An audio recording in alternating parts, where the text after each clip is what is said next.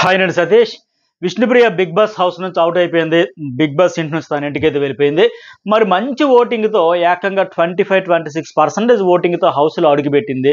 అంత ఫాలోయింగ్ ఆవిడకి ఎందుకు వచ్చిందంటే ఒక యాంకర్గా, ఒక యాక్ట్రెస్గా, ఈ సోషల్ మీడియా ఇన్ఫ్లుయెన్సర్గా లక్షల ఫాలోవర్స్, ఇన్స్టాలో 12 లక్షలు, ఎంత యూట్యూబ్లో ఒక 6 లక్షల వరకు, ఇట్లా మంచి అంత ఫాలోయింగ్తో ఉండి కూడా రావడం వల్ల హౌస్లోకి ఇంత సపోర్ట్ అయితే వచ్చింది. వాళ్ళే ఆవిడ ఆటతో కాకుండా ఆవిడంటే మాకు ఇష్టం వాళ్ళకి ఇంత సపోర్ట్ చేసుకుంటూ వచ్చారు. మరి ఆ 25-26% ఓటింగ్ని నిలబెట్టుకోవడంలో అట్టర్ ఫ్లాప్ అయింది, ఫెయిల్ అయిపోయింది. అందువల్ల వచ్చింది. లేదంటే విన్నర్ దిశగా గట్టి పోటీ ఇస్తుంది అనుకునే కంటెస్టెంట్ ఈరోజు ఇన్ని రోజుల జర్నీ అంటూ కూడా గ్రేట్ అని చెప్పొచ్చు. మరి ఆమె జర్నీ అంతా ఎట్లా సాగింది, ఎట్లా ఉందంటే ఆమె జర్నీ చూసుకున్నా, ఏవి చూసుకున్నా, ఏం చూస్తున్నా విష్ణు అనగానే పృథ్వీయే కనిపిస్తాడు. పృథ్వీ చుట్టే ఆమె ఆట అంతా నడిచింది, ఆమె తిరిగింది, జర్నీ అంతా అట్లాగే ముగిసింది.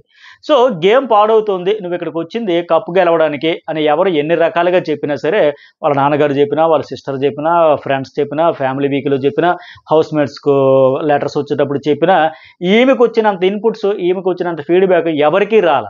ఎవరికైనా ఎందుకు చెబుతారంటే వీకెండ్లో హోస్ట్ చెప్పే ఒక్క మాటను బట్టి మీకు ఒక ఎగ్జాంపుల్ చెబుతా. నిఖిల్ క్లియర్గా మీరు గమనిస్తే అర్థమవుతుంది ఇది.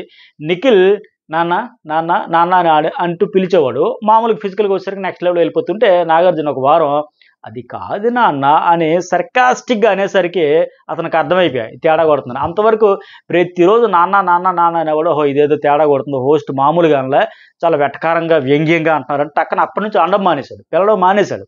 మీరు ఎంతమంది గమనించారో గుర్తుపెట్టండి.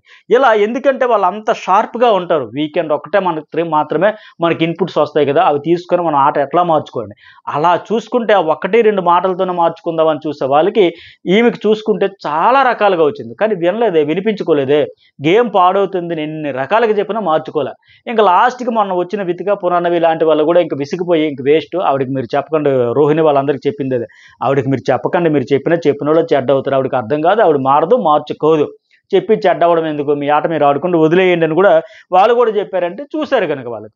ఇప్పుడు ఆమె ఏమంటుంది ఒక ప్రతి సందర్భంలో నా మనసుకు నచ్చినట్టు ఉంటా, నా ఫీలింగ్స్, నా ఎమోషన్స్, నా ప్లానెట్స్ అంటూ ఉంటుంది. ఓకే, నీ మనసుకు నువ్వు నచ్చినట్టే ఉండొచ్చు, కానీ అది ఆడియన్స్కు, అభిమానికి నచ్చట్లేదు, నీ ఫ్యాన్స్కి నచ్చట్లేదు అని చెప్పినప్పుడు కూడా మార్చుకోవాలి. ఇక్కడ గేమ్ ప్లాన్ కూడా ఉండాలి కదా, స్ట్రాటజీస్ కూడా ఉండాలి కదా. ఓకే, నేను అట్లా ఉండడం వల్ల నచ్చట్లేదు అంటే నువ్వు వచ్చింది ఫస్ట్ ఒక మనిషి మనసు గెలవడానికి కాదు. పోనీ అదేనా సక్సెస్ అయ్యావంటే అది లేదు, వన్ సైడ్ లవ్ అయిపోయింది. అది ఒకవైపు ఇదే అయిపోయాయి, బోత్ సైడ్స్ ఉందా లేదు. ఆయన ఏనాడు పట్టించుకోవాలి, లైట్ పిచ్చ లైట్ టైంపాస్ అలాగే చూశాడు ఆయన.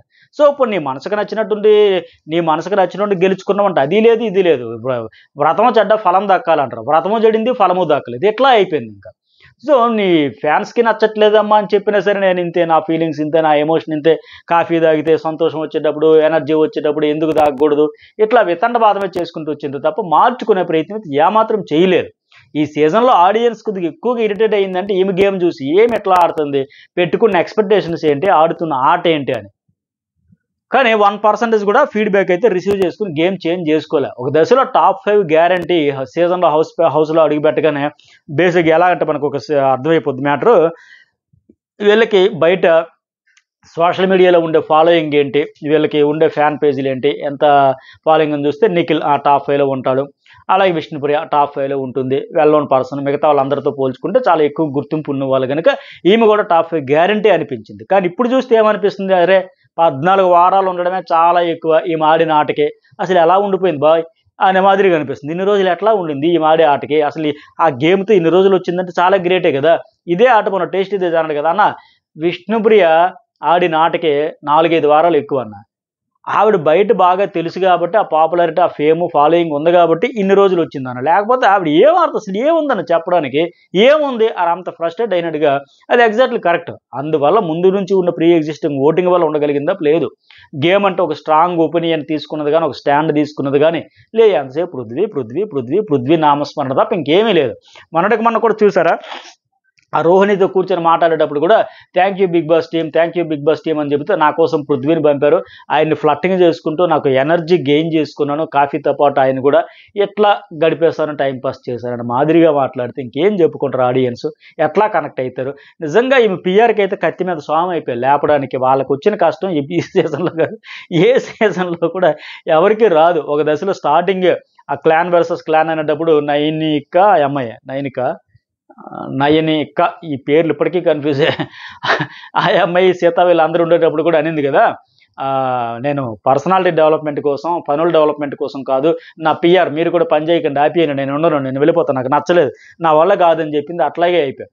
అయితే ఈవిడ ఆట గురించి చెప్పాలంటే 1 నుంచి 10 వరకు చూసుకుంటే మొత్తం పృథ్వీయే. 1 to 10 వరకు పృథ్వీయే కనిపిస్తాడు. ఒక కే బ్యాచ్తో పాటు అడిషనల్గా ఎక్స్ట్రా ప్లేయర్ లాగా ఒక తోకలాగా అయిపోయిందనే ఫీలింగ్ ఆడియన్స్కి వచ్చింది తప్ప, ఇండివిజువల్గా ఆ సీరియస్నెస్, ఆ ఫోకస్, కాన్సన్ట్రేషన్ మొత్తం గేమ్ మీద పెట్టుంటే, నేను కప్పు గెలవాలి, టైటిల్ నేను ఖచ్చితంగా సాధించాలనుకుంటుంటే వేరే లెక్క ఉండేది. అంత సపోర్ట్ ఉంది. ఇంతలా డిజాస్టర్ గేమ్ ఆడినా సరే ఇంకా ఇన్ని వారాలు వచ్చిందంటే అర్థం చేసుకోవచ్చు. ఆమెలో మిగతా విషయాల్లో ఆ కాన్సన్ట్రేషన్ కంటే ఇక్కడ పెట్టి ఉంటే నెక్స్ట్ లెవెల్కి వెళ్ళి ఉండేది. లేకపోయా ఆఖరికి అమ్మో మళ్ళీ గెస్ట్లు వస్తున్నారు కదా, మన ఎక్స్ కంటెస్టెంట్స్ వచ్చి టాస్క్లు ఆడించారు కదా, అప్పుడు నేను దాక్కుంటాను అనిందే తప్ప ఆట మార్చుకుంటానని అనలే. అలా ఇది బాగుంది. ఫిజికల్ టాస్కుల్లో అయితే ఎఫెక్ట్ కనబడింది. అయితే ఇంకోటి చెప్పుకొచ్చేది ఏంటంటే, ఈ అమ్మాయి విషయంలో ఫిజికల్ టాస్కులు గట్టిగా ఆడింది, ఆ కెపాసిటీ, క్యాలిబర్ అంతా ఉన్నాయి. ఇంకా మెయిన్ ఏంటంటే cunning nature, cunning attitude, cunning స్ట్రాటజీలు, సెల్ఫిష్ స్ట్రాటజీలు అవి లేవు. తన కోసం, తన దోస్త్ ఆయన పేరేంటి పృథ్వీ కోసం, అంతే, వాళ్ళిద్దరి కోసమే. ఇప్పుడు టేస్టీ తేజ విషయంలో కూడా ఏంటి గ్లాసులు, అది కేవలం తన కోసం కూడా కాదు, పృథ్వీ కోసం. తను గెలవాలనుకున్న ఆ సీరియస్నెస్ అలాంటివి ఉంటే పోన్లే, తప్పే ఉంది, ఆ తాపత్రయం కనిపిస్తుంది కదా అని అనిపించేది. బట్ తన కోసం ఏనాడు లేదు. అదే ఉంది, నాకు ప్లానెట్ సహకరించలేదు, పంచిపోతాలు కోఆపరేట్ చేయలేదు, ఈ టైపే చెప్పుకొచ్చింది తప్ప, గెలిస్తే యూనివర్స్, గెలవకపోతే యూనివర్స్ సపోర్ట్ లేదు, మొత్తం అట్లాగే చెప్పుకొచ్చింది తప్ప, తను గెలవాలని ఆ టాస్క్లో, ఆ స్ట్రాటజీలు అలాంటివి అప్లై చేసినా బాగున్నా, అది లేకుండా పోయింది. మొత్తానికి స్ట్రాంగ్ ఓటింగ్తో వచ్చినా సరే సరైన గేమ్ ప్లాన్ లేక అవుట్ అయిపోయింది. ఎప్పుడో కానీ ఇలాంటి సీజన్స్లో ఇంత ఫ్యాన్ ఫాలోయింగ్తో వచ్చేవాళ్ళు ఉండదు. అయితే గత వారం కూడా అవుట్ అయిపోవలసిందే పృథ్వీ ప్లేస్లోనే. ఒక వారం లైఫ్ వచ్చిందని కూడా చెప్పుకోవచ్చు. ఈ వారం అయితే తప్పలేదు, ఇంకా అవుట్ అయిపోయింది. మరి ఇంతకు ముందు కూడా చూసాం. ఇప్పుడు మెయిన్ ఇవి గొడవలన్నీ కూడా ఏంటి, ప్రేరణ, ఇది నామినేషన్ పాయింట్లు కూడా వ్యాలిడ్ పాయింట్ కదా. మ్యాక్సిమం ఏంటి, సాధారణంగా ఏ సీజన్లో ఎవరికైనా ఈవిడికి ఎటు తెలుగు ప్యూర్లు, ఇప్పుడు మిగతా వాళ్ళకు ఇప్పుడు వాళ్ళందరికంటే తెలుగు అంత స్పష్టత లేదు, ఈ అమ్మకి తెలుగు వచ్చి ఇంగ్లీష్ మాట్లాడదు. ఇప్పుడు నామినేషన్లో అప్పుడు కూడా మంచి వ్యాలిడ్ పాయింట్స్ సీరియస్గా అబ్జర్వేషన్ చేసుకొని ఏం పాయింట్స్ ఉన్నాయి అది పెట్టుంటే బాగుంటుంది. నామినేషన్ పాయింట్లు కూడా అంత అద్భుతంగా చెప్పలే. కాకపోతే ఆ 5 వారాల జైలు టాస్క్ అప్పుడు మాత్రం 5గురు నామినేట్ చేయలేనప్పుడు మాత్రం మంచిగా నిర్ణయం తీసుకోండి. అంతా వీళ్ళు అంత ఇన్ఫ్లుయెన్స్ చేసిన, అంత మోటివేట్ చేసిన, అంత ప్రెజర్ తెచ్చినా సరే నేను ఆడియన్స్కి సమాధానం చెప్పుకోవాలి. బయటికి వెళ్తే బిస్కెట్ టైపులు, వీళ్ళకేం పోయింది, వీళ్ళు ఎట్లాగే చెబుతారు, నేను కదా ఆన్సర్ చేయాలి ప్రేక్షక దేవుళ్ళకి అని లెక్క అప్పుడు మాత్రం 3-2 తన క్లాన్ వల్ల కాకుండా చేసింది, అది మాత్రం హైలైట్ అయింది. అట్లాగే ఆ సూట్ కేసు విషయంలో కూడా పృథ్వీరాజు అంత డ్రిల్లింగ్ చేసినా సరే, ఫుల్ ప్రెజర్ పెట్టినా సరే, తీసి పడేసిన సెల్ఫ్ రెస్పెక్ట్ హట్ అయింది. ఏంటి ఇతను చెబితేనే మనం వచ్చామా, మనకి ఇండివిజువల్ గేమ్ ఉండదా, మనకంటూ ఒక ఒపీనియన్స్ ఉండవా, మన ఆట మనం ఆడొద్దా, మన డెసిషన్ మనం తీసుకోవద్దా, ఇట్లా మాట్లాడింది. మళ్ళీ వెంటనే ట్యూన్ అయిపోయి అలా మళ్ళీ అటే పోయింది. అదే రైవలరీ లెక్క, అదే ఫోర్స్, అదే ఎలివేషన్తో కొనసాగించుంటే మంచి అవకాశం వచ్చింది. మెగా చీఫ్ కూడా అయ్యింది. పృథ్వీ కూడా అవలేకపోయాడు, కానీ ఈ అమ్మాయికి మెగా చీఫ్ అయ్యే అవకాశం కూడా వచ్చింది. అప్పుడు గేమ్ చేంజ్ చేస్తుందేమో అనుకోను. ఎందుకంటే పోనీ ఆమె సెంటిమెంట్ పరంగా చూసుకున్న హోస్ట్ చెప్పారు కదా, ఎవరికో దూరం అయ్యో ఏదో దగ్గర అయిందంటే పృథ్వీకి ఆ వారం దూరం అయ్యో, మెగా చీఫ్కి దగ్గర అయ్యో, మెగా చీఫ్ అయ్యో కనుక పోనీ అప్పటి నుంచైనా సెంటిమెంట్ పరంగానే గేమ్ చేంజ్ చేస్తుంటే అది లేకపోయి మొత్తానికి ఇన్ని రోజుల జర్నీ కూడా ఎక్కువనే చెప్పుకోవచ్చు. ఇవాళకైతే అవుట్ అయిపోయింది, తప్పలేదు. ఇది ఈమె ఎలిమినేషన్ సంవత్సరం. మీకేమనిపిస్తుంది మెసేజ్ అయితే పెట్టండి. Thank you.